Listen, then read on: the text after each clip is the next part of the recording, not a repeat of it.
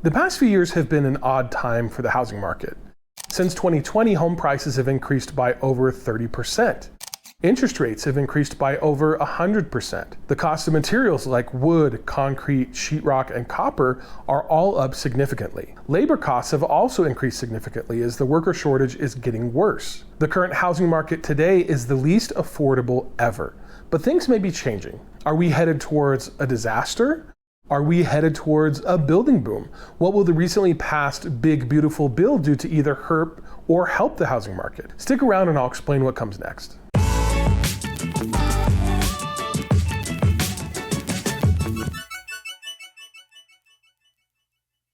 Owning a home is part of the American dream, but the profile of the first-time home buyer in the US has changed significantly over the years. In 1991, the median age of a first-time home buyer was 28 years old.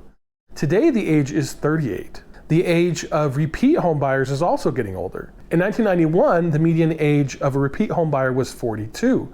Today, that age is 62. Also, the share of first-time home buyers as a percentage of all home buyers has shrunk as well. It was as high as 50% in 2010, but in 2024, it was only 24%, which is the lowest percentage in at least the past 40 years. The increase in home prices, interest rates, and costs all certainly play a part in those changes, but prices and costs are always going up. That's normal. And there have been times in the past when rates were much, much higher. But there is one very big difference today, and that is that the average household income is not keeping up with increases in the cost of owning a home. In 1985, the median household income was almost $59,000. Today, it's a little over $80,000.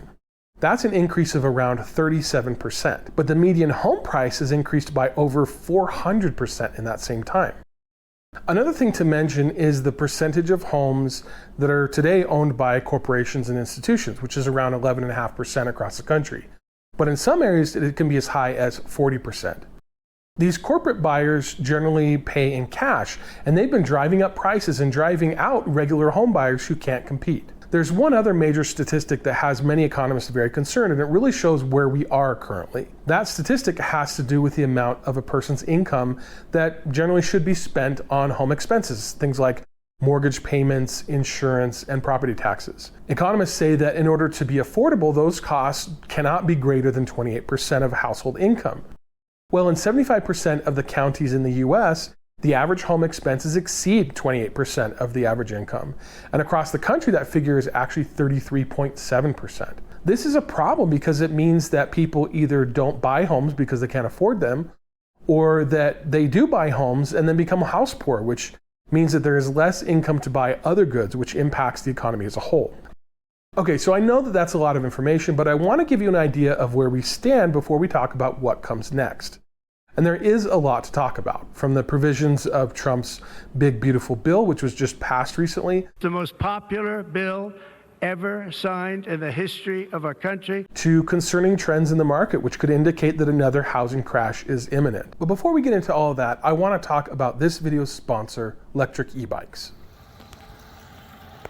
Electric e-bikes are super fun. And since getting this electric XP4 e-bike, I've ridden it all over the neighborhood.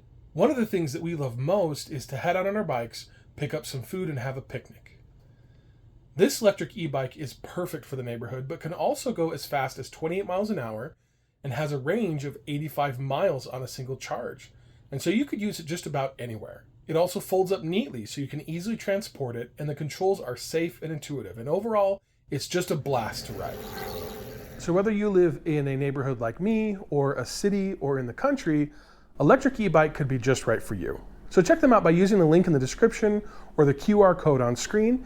And if you order your new electric e-bike using my code, DIY with Dave, at checkout, you'll also get a free bike cover. So check them out. And thanks again to Electric E-Bikes for sponsoring this video. All right, so we all know where we are, but where do we go from here and what happens next? Well, one thing that we need to talk about is the Big Beautiful Bill that was recently passed in Congress. But before we get into the details on that, I have to acknowledge something that is really important to this conversation, and that is that what you may want for the housing market depends a lot upon who you are and what stage of life you're in. If you already own a home, then all you really want is for housing prices to go up. That means that your wealth is going up.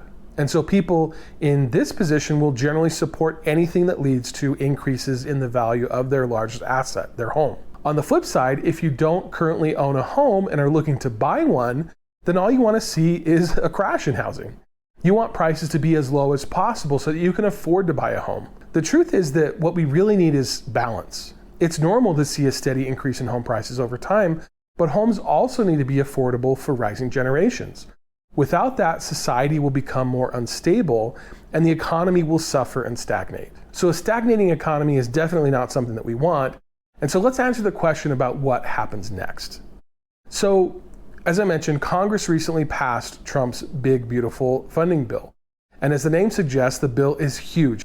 Huge. And there are a lot of provisions in the bill that could impact both housing demand and housing supply, and therefore home prices and home affordability. The first is something called the state and local tax deduction, or the SALT deduction. This is the amount of state and local tax that can be deducted on your federal income taxes. The last Trump tax bill in 2017 set the amount at $10,000, but this new bill sets the amount at $40,000. This means that if you pay more than $10,000 a year in local taxes, state taxes or property taxes, you can now deduct that amount up to $40,000. This is a big win for homeowners, especially in high tax areas like California, New Jersey, New York, and Connecticut. This will lead to more money in those people's pockets, and that could potentially lead to higher demand for real estate purchases by people that want to take advantage of that tax deduction. Now, again, that's great for existing homeowners, and it could also encourage buyers who are on the fence, but it honestly doesn't do much for people who don't yet own a home. There are other provisions, though, that can have a positive benefit on the housing market on the supply side, and one of them is the elimination of some requirements for building public housing units. Currently, if a developer wants to build, say, a $10 million property, they would be required to have the full amount available in order to qualify for a contract. Now, with this new bill, those requirements are reduced, which could make building public housing easier, but likely wouldn't make a huge dent in housing supply. Another provision of the bill is to create opportunity zones in which builders who meet certain requirements in certain areas would receive tax benefits. This could have a bigger impact and could make the building of affordable housing easier in certain areas and increase the supply of housing. One of the major negatives of this bill, however, is that it's expected to add trillions of dollars to the national debt. The increasing of the national debt could impact mortgage rates and send them higher, which would make home ownership even less affordable. We'll talk a little bit more about that later. In the end, though, the big, beautiful bill does more to benefit existing homeowners and the owners of real estate generally than it does to assist the younger generation that's now looking to purchase a home. So what is going to happen next? Are we going to see a market correction or a market crash or a building boom? Or are we going to see prices continue to rise, making things even more affordable for potential home buyers? Well, there are three important things that we need to watch out for that will tell us what's going to happen next. The first is supply and demand. Currently in the housing market in most places, we're seeing an increase in homes for sale, or what they call inventory, and a decrease in demand, a decrease in the number of buyers who are buying those homes. This is both for existing homes and newly built homes. This means that more people are trying to sell homes than in the past, and also that homes are likely sitting on the market for longer without being sold. If this number continues to increase, then this means that there is a supply and demand imbalance. And when that happens, sellers will have to make a decision. Either they drop prices to get their properties sold, or they take them off the market entirely. The next thing to look out for is price growth or price stagnation. This graph is the Case-Shiller index, and it's a key gauge of housing value. We can see that the valuation goes up most years, and that's normal. But we also see some declines. And usually when there's a decline, it's an indication that the housing market is shrinking, or that there's some kind of contraction. And a lot of times that happens after a period where the housing market has been unhealthy, or there's been issues like rapid growth in prices or other problems. Now we can see here that home price valuations have been up for most of the year, but we're starting to see signs that things may be changing.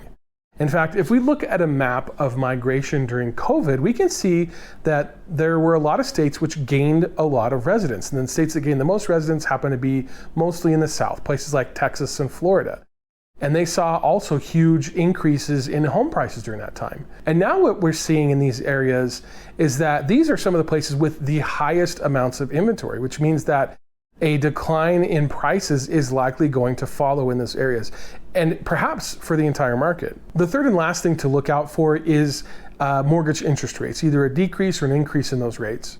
Mortgage rates have, of course, a huge impact on affordability and can also impact demand for mortgages. If rates come down, then you'll likely see a surge. People are going to want to buy a home now because they can afford it. If rates go up, then demand for housing will also likely go down because it will be less affordable. Now, here's the thing about rates.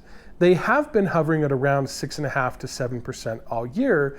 And while they have been higher in the past, the average interest rate cost over the past 25 years is just a little over 5%. So if we compare that 5% to what we've seen this year, 6.5% to 7%, that means that it's about 1.5% to 2% higher than the average rate. And a 1.5% to 2% increase in the mortgage rate for the average US home would lead to an increase in the monthly payment of around $320 to $430 per month, which can be pretty significant for a lot of people. Now, no one can predict exactly where rates are going. There's so many factors that could influence it. But right now, most indicators point to rates staying the same for the foreseeable future and perhaps going down slightly. But certain policies such as tariffs will have an inflationary effect, which will make it far less likely that rates will come down significantly. Also, the national debt, which is set to grow by a few $1 trillion with the passage of the Big Beautiful Bill, will also have an inflationary effect and will make it even less likely that rates will go down. Okay, so what does all of this mean? Well, here's my prediction. I think that there are still a lot of people that would buy a home if they could afford it. But with home prices and rates being as high as they are, they can't until something changes. That will keep demand low and will ultimately drive down home prices across the country, but specifically in the South and other areas where home prices increased significantly since the pandemic. Now, that is good news for people who want to buy a home, but the bad news is that interest rates are likely to stay around where they are now. So even though prices may come down, I don't expect rates to come down in the same way. So it isn't a crash and it isn't a boom. It's really more of a correction, a slight change in prices that may benefit some people, but in the long run, I think it's probably just going to be a blip on the screen. But I want to know what you think. Where do you think home prices are headed? Are you waiting to buy a home, or perhaps you are selling a home and having difficulty? Leave me a comment and share your experience. I'd love to hear what you have to say. As always, thanks for watching. Be sure to hit that like button and subscribe, and I'll see you in the next one.